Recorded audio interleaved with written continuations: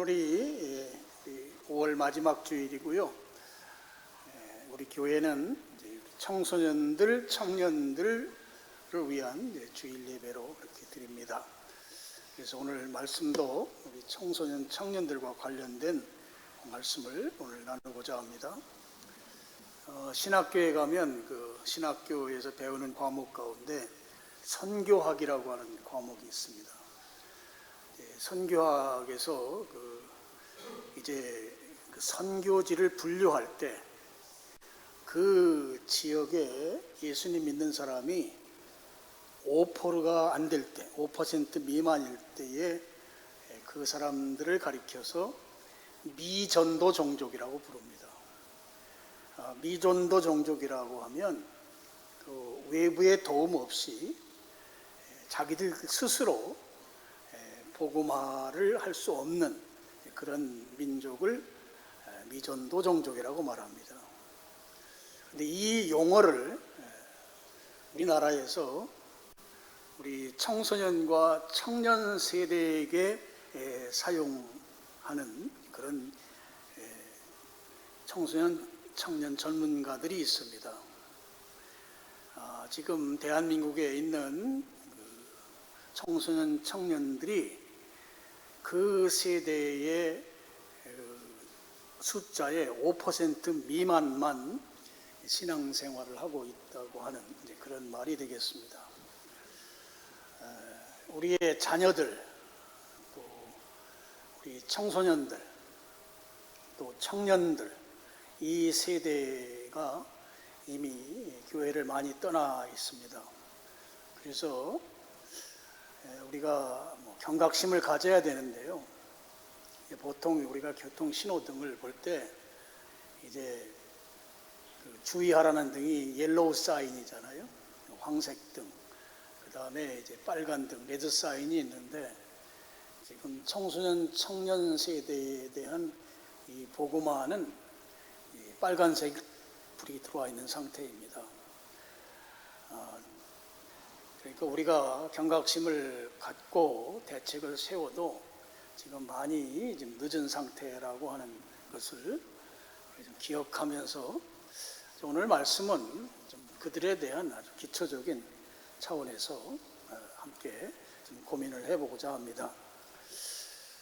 요즘 청소년들은 이제 가장 스트레스를 많이 받는 것이 학교 성적입니다.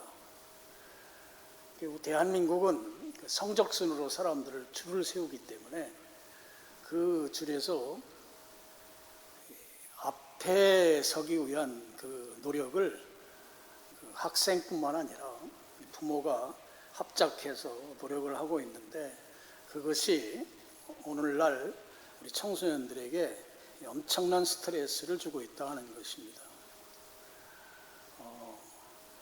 학원에 가는 거라든지 또 과외를 받는 거라든지 우리나라가 유독 다른 나라에 비해서 우리 젊은 청소년들이 자기들만의 그런 어떤 활동을 할 수 없도록 그렇게 이미 아주 빡빡한 인생을 그 어린 나이에부터 이제 살고 있는 것이죠. 그러다 보니까 그것이 이제 아주 엄청난 스트레스로 우리 청소년 세대에게 오고 있다 하는 것입니다. 그럼 청소년 세대만 그러냐?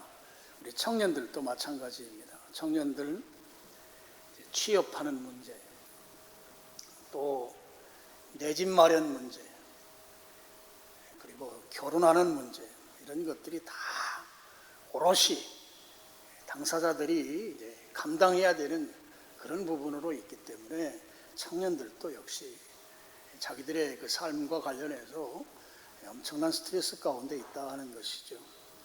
그러다 보니까 이런 스트레스의 그 역작용이라고 할까요? 그런 역작용으로 나타나는 것이 이제 스마트폰에 몰두하는 것입니다. 어느 조사에 의하면 우리 청소년들, 청년들이 하루에 스마트폰을 가지고 있는 시간이 5시간이 넘는다고 그래요. 그러니까 학교 가고 또 학교 가서는 잠자고 학원 가서 공부하고 그리고 나머지 시간은 스마트폰을 가지고 있다가 늦게까지 토요일 날 같은 경우에 12시 전에 잠을 안 자죠. 뭐 1시, 2시, 3시까지 스마트폰 가지고 게임하고 스마트폰 가지고 자기들 할 거 다 하다가 자니까 예배당에 못 나오는 거예요. 이 5시간 이상이라고 하는 것은 이미 우리 청소년들, 청년들은 스마트폰에 지배를 받고 있는 거죠. 스마트폰이 그들의 주인이 되어 있습니다. 꼼짝 못하는 것입니다. 이건 이제 중독 상태라고 하는데 아주 심각한 스마트폰 중독 상태가 우리 청소년들, 청년들이 되겠습니다.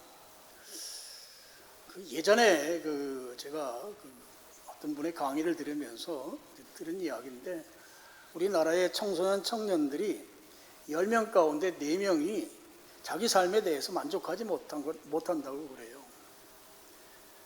그러니까 그 어린 나이에 자기 사는 것에 대해서 불만족 가운데 사는 아이들이 40%라는 것입니다.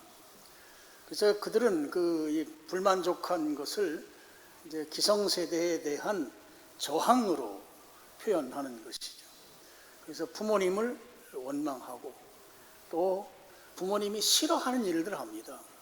뭐 가출을 한다든지 음주, 흡연을 한다든지 그 나이 때에 해서는 안 되는 일들을 서슴없이 하는 것으로 그 자기 삶의 불만족을 이제 표출한다 하는 것입니다. 그리고 요즘 우리 청소년들 보면 여러분 상상할 수 없을 정도로 그들은 욕을 입에다 달고 삽니다. 너무 욕을 많이 해요.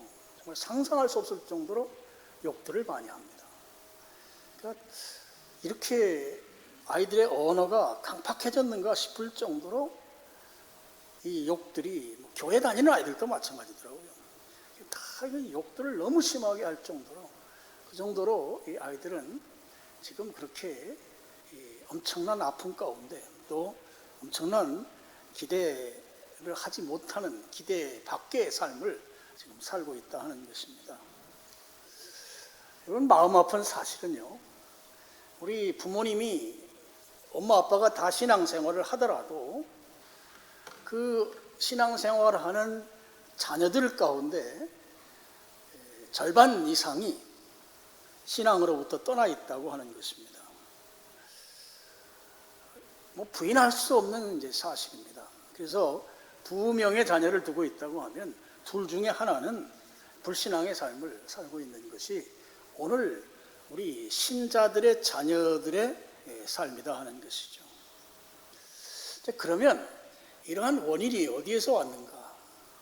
어떤 사회 상황이라든지 또 우리나라가 가지고 있는 이 입시를 통해서 성적순으로 딱 성적이라는 거 하나 가지고 전국의 학생들을 일렬로 세우는 이런 참 상상할 수 없는 비교육적인 그런 상황 속에 있는 그런 사회적 환경이라든지 교육적 환경 뭐 이런 것들을 우리가 이유로 들 수 있겠습니다만 그래도 저는 이제 가장 큰 원인은 우리 부모 세대가 자녀 세대에게 이 신앙을 계승시키는 이른바 수직 선교를 실패한 데서 그 원인이 가장 크다고 생각합니다. 제가 선교를 말할 때 두 가지로 이렇게 분류해서 말한 적이 있어요. 하나는 이제 수직 선교라고 하는 것과 또 수평 선교라고 하는 것입니다. 수평 선교는 우리가 보통 생각하는 선교입니다. 복음을 땅끝까지 전하는 것, 그러니까 복음의 지경을 넓히는 선교, 이게 수평 선교죠. 수평 선교는 우리가 참 열심히 하고 있고 또 결과도 어느 정도 기대할 만큼 결과도 만들어내고 있습니다. 그런데 이 수직 선교는 이 자녀 세대로 복음을 계승시키는 것인데 이 수직 선교와 관련해서는 결과가 부끄럽고 초라한 것이 오늘 우리의 젊은 세대, 다음 세대들이다 하는 것이죠. 자, 오늘 우리가 사도행전 2장 말씀을 이렇게 나누려고 하는데 특별히 17절 말씀을 중심으로 해서 좀 나누려고 합니다. 17절을 보면 하나님이 말씀하시기를 말세에 내가 내 영을 모든 육체에 부어주리니 너희의 자녀들은 예언할 것이요 너희의 젊은이들은 환상을 보고 너희의 늙은이들은 꿈을 꾸리라. 자녀가 예언한다. 그리고 젊은이는 환상을 본다.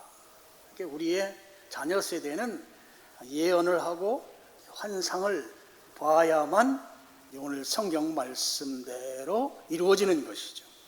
여기 늙은이로 표현된 것은 좀 번역할 때 이런 부분은 좀 신경을 썼으면 어땠을까 싶어요. 늙은이란 말이 좀 하대하는 표현이잖아요. 이 말은 실제적으로는 우리의 이제 손위 세대를 말하고 존경받는 신앙적인 지도자들, 교회로 따지면 교회 장로들을 말합니다. 그러니까 어른들은 이제 꿈을 꾸고 우리 젊은이들은 예언을 하고 또 비전, 환상을 본다 하는 것이죠. 여기에서 예언한다는 말은 그 무당이나 점쟁이가 점치는 것 같은 그런 걸 말하는 게 아니죠. 그리고 세계적으로 유명한 그 노스트라다무스가 했던 그런 그 예언서를 말하는 그런 미래에 대해서 무엇인가 그 점치는 것 같은 그런 것을 말하는 것이 아닙니다. 성경이 말씀하는 예언은 하나님께서 주신 메시지를 전달하는 역할을 하는 것입니다. 그래서 이 예자가 예금한다고 할 때 예자예요. 맡긴다는 예자입니다. 하나님께서 우리에게 말씀을 맡기셔서 그 맡기신 말씀을 전한다라는 또는 선포하는 그것이 바로 예언인 것이죠. 그래서 이 예언은 예수 그리스도를 증거하는 목적과 일치합니다. 그래서 우리가 성경에 말씀하고 있는 예언은 모든 예언이 예수 그리스도를 증거하는 것과 일치하는 꼭지점이 같아가는 것입니다. 그래서 예언이 선포되면 그곳에서는 불신자가 구원받게 되어 있어요. 그러니까 우리의 자녀들은 예언하는 자녀들이 되는데 바로 우리의 자녀들이 복음을 전함으로 인해서 예수 그리스도를 전함으로 인해서 그 불신자들이 구원받는 그런 역사가 일어나게 되는 그런 역할을 우리 자녀들이 하게 된다고 하는 것이죠. 그리고 이제 젊은이는 환상을 본다고 했는데요. 여기에 이 환상은 이 눈앞에 백발 노인이 나타나가지고 구름 타고 와서 하는 그런 비몽사몽간에 보는 그런 것을 말하는 것이 아니고요. 바로 여기 환상은 영어로 하면 비전입니다. 우리 젊은이들은 비전을 품어야 된다 하는 것이죠. 여러분, 그리스도인에게 있어서의 비전은 하나님께서 품게 하신 삶의 목표입니다. 하나님께서 내 안에 주심으로 말미암아 내가 살아가는 삶의 목표가 바로 비전이다 하는 것이죠. 그래서 이 비전을 가지고 있는 사람은 공부를 하더라도 분명한 자기 태도가 있습니다. 내가 왜 공부를 해야 되는지, 내가 왜 이 일을 해야 되는지, 우리 사업을 하는 분들도 마찬가지고 직장에 다니는 사람들도 마찬가지고 이 하나님이 주신 비전을 가진 사람들은 내가 왜 사업을 하는지, 내가 왜 직장에 다니는지 이게 아주 분명하다고 하는 것이죠. 그래서 우리 젊은이들이, 우리 청년 청소년들이 비전이 분명한, 하나님께서 주신 삶의 목표가 분명한 그런 삶을 살아야 된다고 하는 것이죠. 그런데 이 비전이 분명하지 않으면 자기의 삶을 부정적으로 보는 거예요. 아까 말씀드린 대로 10명 중에 4명이 자기 삶에 대해서 비관적이라고 그랬잖아요. 그런 사람들은 자기 삶에 대해서 부정적으로 볼 수밖에 없어요. 그래서 어떤 상황 앞에서 나는 안 돼 하고 쉽게 포기합니다. 특징적이죠. 쉽게 포기하는 거. 그리고 또 좀 더 심하면 아주 될 대로 되라 그런 식으로 막 사는 거죠. 비전 없는 사람들의 삶의 모습인 것입니다. 그럼 미국의 최고의 명문 대학교가 하버드 대학교죠. 이 하버드 대학교에 해마다 우리 한국 유학생들이 꽤 많이 입학을 한다고 합니다. 그런데 놀랍게도 많이 입학은 하는데 중도에 포기하는 학생도 한국 학생이 제일 많다고 그래요. 그래서 이 하버드 대학교에서 동양 쪽에서 유학 온 학생들을 쭉 이렇게 분석을 해보니까 10명 가운데 9명이 한국 학생들이고 그 포기하는 학생들이 바로 10명 가운데 9명이 바로 한국 학생들이더라 그러는 거예요. 그래서 이 하버드 대학 쪽에서 야, 이거 참 특이한 현상이다. 아시아에서 온 학생들 가운데 유독 왜 중도 포기가 한국 학생들이 이렇게 많을까? 그래서 하버드 대학교 교육위원회가 이제 원인 조사를 했다고 해요. 조사해서 그 결과를 발표했는데 결과가 무엇인가 하면 한국 학생들에게는 인생에 대한 장기적인 목표가 결여되어 있다. 자기 인생에 대한 장기적인 목표가 없다는 거예요. 그러니까 명문대학에 들어가는 것이 그게 거의 파이널 골이에요. 최종 목표였던 거예요. 그럼 그 이후에 학교를 다니는 거라든지 그 이후의 삶에 대한 구체적인 인생 목표가 결여되어 있는 것이 한국 학생들이더라 하는 것입니다. 왜 우리나라 학생들이 이렇게 좋은 대학에 들어가가지고 중도 포기자가 이렇게 많으냐? 저는 이 입시 위주의 우리 한국 교육이 낳은 병폐라고 생각해요.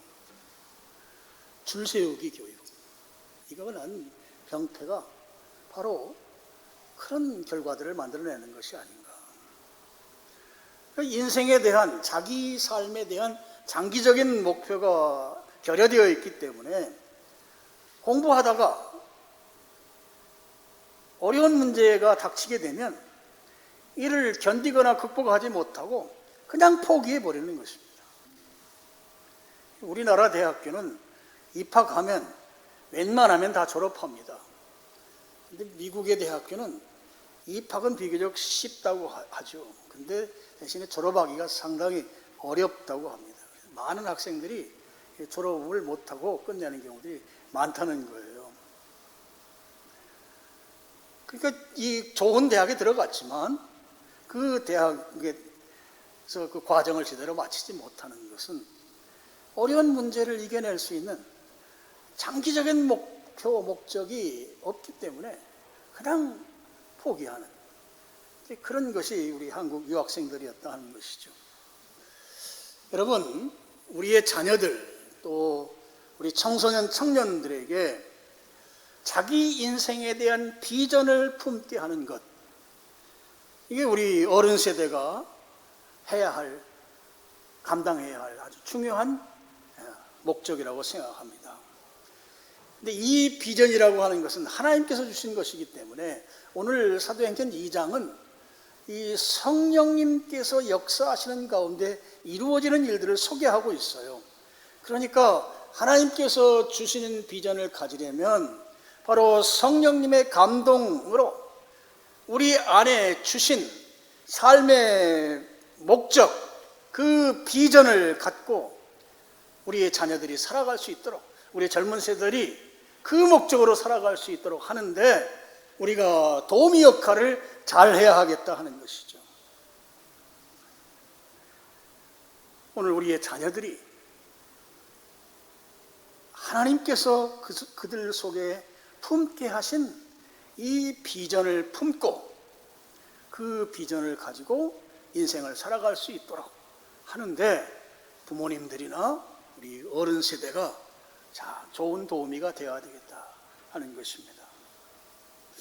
제가 지금 우리의 자녀들이 지금 신앙이 자녀 세대로 잘 계승되지 못한 부분, 그래서 교회를 떠나게 되고 신앙을 떠나게 된 부분에 대해서 지금 여러분들에게 말씀을 드리고 있습니다.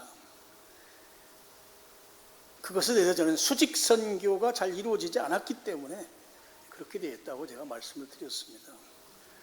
자, 우리의 자녀 세대가 우리가 수직 선교가 잘 이루어져서 그들이 오늘 성경에 말하는 대로 너희의 자녀는 예언을 하고 예수 그리스도를 선포하는 삶을 살고 또 젊은이는 인생에 하나님이 주신 목표를 가지고 살아가는 비전을 가지고 살아가는 그렇게 우리 자녀들이 살아가야 할진데 그것에 대해서 우리가 어떻게 하면 그 일을 이루어갈 수 있을까?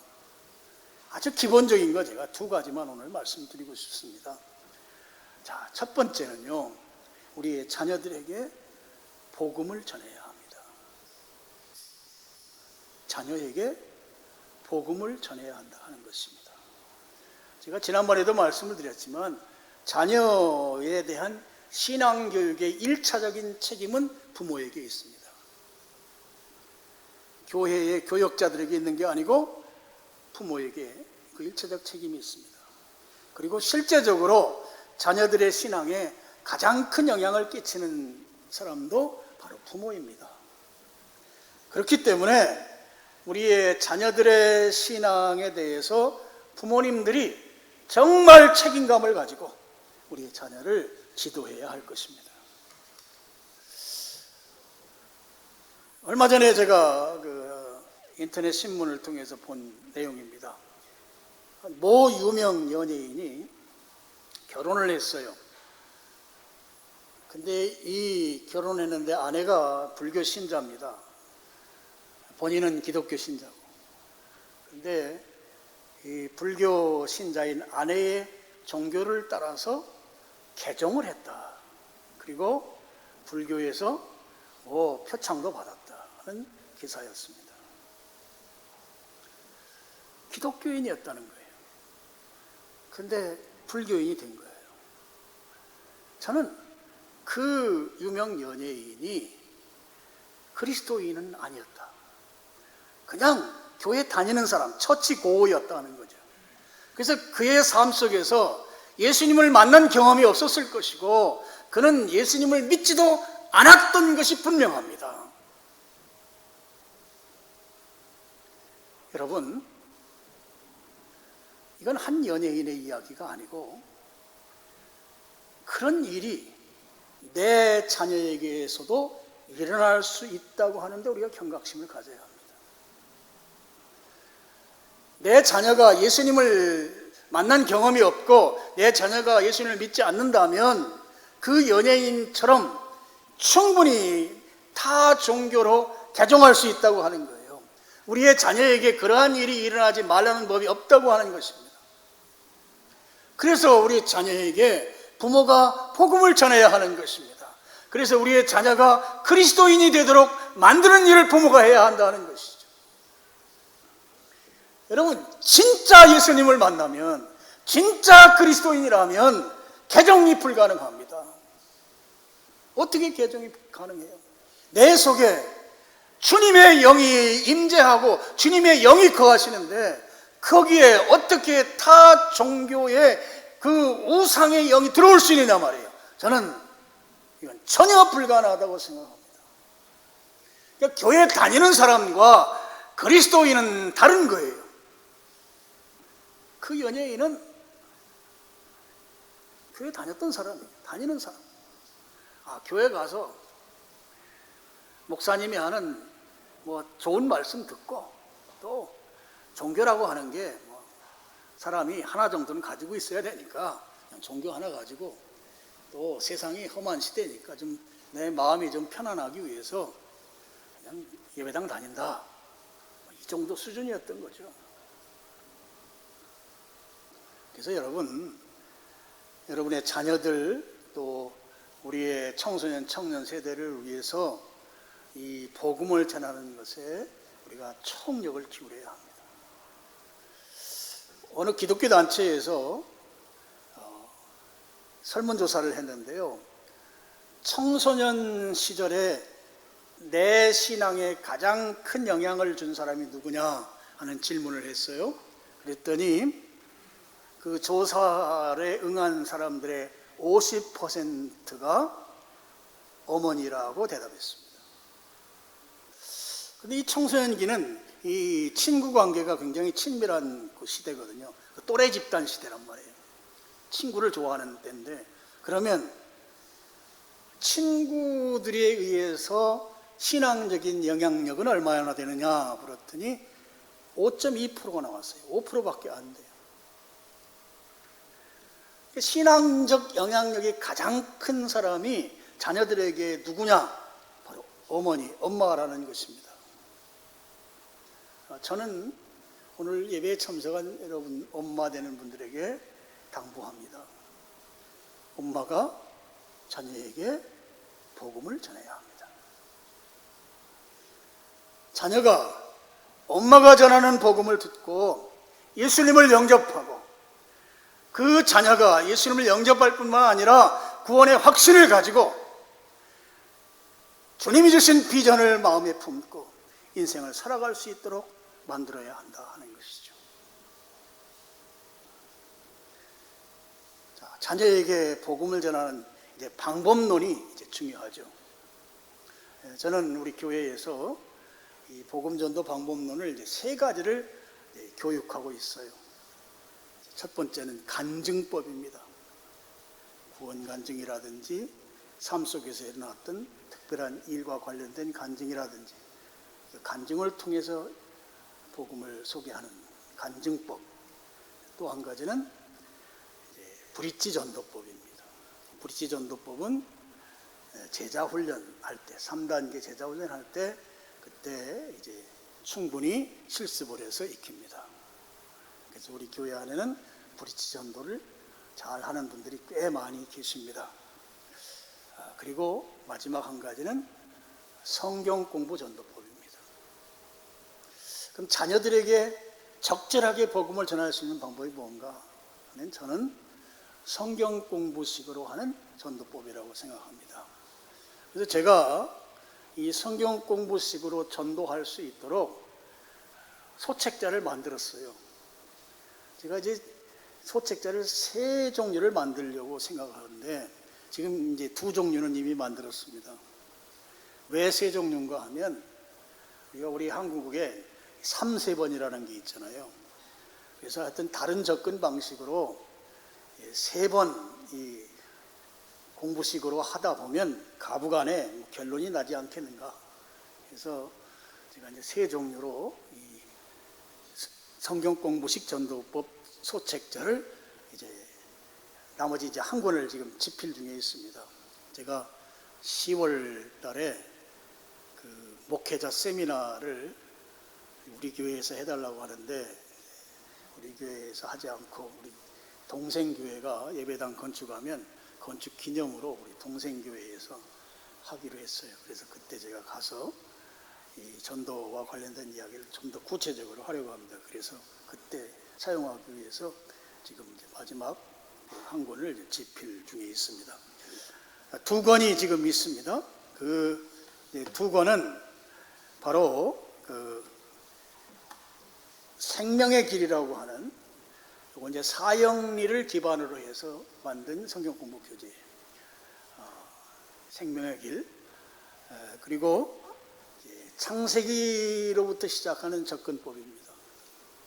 행복해지는 비결이라고 하는 이 2권은 이미 나와 있습니다. 그래서 여러분 우리 자녀들에게 이 2가지 책을 가지고 가셔서 밖에 그 주보대에 있습니다. 지금 재고가 많이 없어요. 그래서 여러분이 꼭 필요한 대로 가지고 가셔서 먼저는 이 생명의 길, 이게 제일 얇고 짧습니다. 그래서 먼저 자녀에게 주고 공부를 하게 합니다. 공부하게 하면 안 할 수 있거든요. 안 할 수 있으니까 그때는 좋은 여러분이 메리트를 자녀들에게 이야기하고 이걸 하면 좀 자녀에게 좋은 일이 생길 것을 미리 얘기하고 공부하게 하는 거죠. 하게 한 다음에 그냥 혼자 공부하면 안 되고요. 공부가 끝나면 어느 날 정해서 엄마가 하고 엄마가 안 되면 아빠가 그 아이하고 30분 이내에 다 끝나게 돼 있어요. 30분 정도면 충분합니다. 이 책을 가지고 처음부터 끝까지 자세하게 나누는 겁니다. 이 안에 있는 내용을 읽고 답을 달고 또 설명이 필요하면 간단하게 설명을 하고 그렇게 합니다. 이게 먼저 할 책입니다. 근데 이걸 가지고 했는데 예수님을 믿는 걸 고백을 하지 않았어요. 고백을 했더라도 고백이 긴가민가해요. 그러면 또 얼마 있다가 이 책 두 번째 행복해지는 비결을 또 주고 공부하게 하고 또 공부가 끝나면 만나서 이 책을 가지고 처음부터 끝까지 자세하게 또 나누는 것입니다. 그렇게 해서 예수님을 구주로, 구세주로, 주님으로 고백하도록 그렇게 만드는 것이죠. 그리고 이제 한 권을 이제 제가 집필이 한 50% 끝났어요. 이거 이제 나오면 그 책 가지고 마지막 세 번째 이 책 가지고도 안 되면 세 번째까지 하셔서 그래서 아주 기필코 여러분의 자녀나 여러분 자녀 친구들에게 복음을 전하는데 그 자녀들은 다른 방법보다는 이 공부식으로 하는 게 좋아요. 공부식으로 자녀들에게 복음을 전해서 예수님을 꼭 믿을 수 있도록. 그래서 우리 자녀들이 이 신앙이 계승되게 하는데 정말 중요한 것은 그가 그리스도인이 되는 거거든요. 근데 이 자녀의 그 신앙의 문제와 관련해서 우리 부모들이 정말 관심이 적어요. 그리스도인 되는 거에 대해서 정말 관심 별로 없어요. 그냥 예배당 안 나오는 거에 대해서 좀 걱정하지만 이 아이가 정말 예수님을 구주로 고백하는지에 대해서는 큰 관심이 없다고요. 그래서 예수님 고백할 수 있도록 복음을 전하는 일을 꼭 해야 되겠다 하는 것입니다. 그 다음에 또 한 가지를 말씀을 드리면 우리 자녀 세대, 우리 청년 청소년 세대가 믿음을 계승하기 위해서는 가정 예배를 드리거나 또는 큐티를 하고 큐티를 나누는 것을 제가 권장합니다. 가정 예배를 드리라고 하면 이제 설교가 문제가 되죠. 그래서 자신이 없어서 망설이거나 이제 또는 가정 예배를 안 드리는 경우가 많은데요. 여러분 설교하지 않아도 됩니다. 그 시간에 그 성경 한 장을 선정해서 그 한 장입니다. 한 장을 가족들이 돌아가면서 쭉 교독하면, 윤독하면 됩니다. 성경 읽는 것으로 대체하면 되는 것이죠. 그래서 여러분 꼭 제가 부탁드리는 것은 요즘 우리가 다 바쁘고 각자 일정들이 서로 합이 맞지 않기 때문에 적어도 한 달에 한 번 정도는 가정 예배를 드릴 것을 이제 권면합니다. 그리고 이제 우리 큐티하는 것입니다. 매일 성경을 사용해서 큐티를 하고 이제 큐티는 개인이 하는 거죠. 1대1로 하나님과 1대1로 만남을 갖는 것이기 때문에 이게 나눔이 필요해요. 그럼 나누는데 서로 앉아가지고 나누는 것이 또 여러 가지 상황상 힘들기 때문에 여러분 요즘은 이제 SNS가 좋잖아요. 단체 카톡방, 가족방을 만들어서 그곳에서 받은 은혜를 나눕니다. 근데 은혜를 나눌 때 너무 길게 기록하면 안 돼요. 그러면 지속하기가 어렵습니다. 한두 문장 정도 짧게 이렇게 기록해서 서로 오늘 말씀을 통해서 내가 무엇을 깨달았는지, 무슨 은혜를 받았는지를 서로 나누는 거, 이걸 또 여러분이 좀 하시기를 바랍니다. 여러분, 이 가정 예배를 드리고 큐티를 하는 것은 우리 자녀들에게 부모님의 신앙과 삶을 보고 배우게 만드는, 그러니까 이 학습 효과가 뛰어난 이 신앙 교육이 가정 예배와 큐티입니다. 자녀들이 가정 예배를 드리는 우리 엄마 아빠를 보고 또 큐티하는 우리 부모님을 보고 그 부모님의 신앙을 본받게 된다는 거예요. 부모님의 그 신앙적인 모습들을 자녀들이 보고 배우는 거예요. 그러니까 아주 현장성이 강한 이 신앙 계승 방법이 바로 이 가정 예배와 큐티라고 하는 것을 여러분이 좀 기억하시고 꼭 이것도 여러분이 실천할 수 있기를 바랍니다. 자, 오늘 말씀의 결론입니다. 자, 교회 안에 청소년들, 청년들이 현격하게 그 숫자가 줄어들고 있습니다. 그래서 저는 예전에는 제가 이렇게 말씀을 드렸어요. 고등학교를 졸업하고 대학교에 가거나 또는 군대에 가거나 그러면 고등학교 때까지는 부모님 따라서 교회 생활 잘 했는데 그 고등학교 졸업하고 나서 대학교 가거나 군대 가면 그때 신앙에서 이탈하는 경우들이 꽤 많다. 그렇게 말씀을 드렸는데 이 코로나 사태 이후에 이 부모님들이 신앙 예배에 제대로 참석을 하지 않아요. 보고 배우는 거예요. 그러다 보니까 우리의 자녀들이 이 연령대가 확 내려왔어요. 그래서 중학교 다닐 때부터 교회를 떠나는 거예요. 우리 엄마 아빠도 예배당 안 가는데 내가 뭐 당연히 나는 더 한 가지. 우리 자녀들이 예전에는 군대 가서 삐딱하게서 돌아오거나 아니면 대학교 가가지고 신앙생활 안 하거나 하여튼 고등학교 졸업하고 나서 조금 세상으로 가는 비율이 높았는데 지금은 중학교 때부터 애들이 이제 교회를 떠난다는 거예요. 이게 오늘 우리 교회의 현실입니다. 이런 현실을 그냥 두고 볼 수가 없는 거죠. 그래서 여러분의 자녀들 또 청년, 청소년들에 대해서 그들이 부모가 가진 또 우리 어른 세대가 가진 신앙이 잘 계승되도록 하는데 최우선 책임자는 이제 부모님이다 하는 거예요. 부모님이 정말 관심을 가지고 자녀들의 신앙을 바로 세우기 위해서 수고의 땀을 흘려야 한다. 그리고 교회의 담당 교역자라든지 또 교사들과 긴밀하게 협력하는 가운데 우리 자녀들의 신앙을 지도해야 하겠다 하는 것입니다. 우리의 자녀들이 낙오자 없이 저는 바라기는 5%가 안 돼서 청소년기를 미전도 종족이라고 부르는 그야말로 이 심각한 상황. 그러니까 우리 신앙을 가지고 있는 우리의 자녀들도 교회를 떠나 있는 이 상황에서 다시 그들이 신앙 안으로 들어와야 합니다.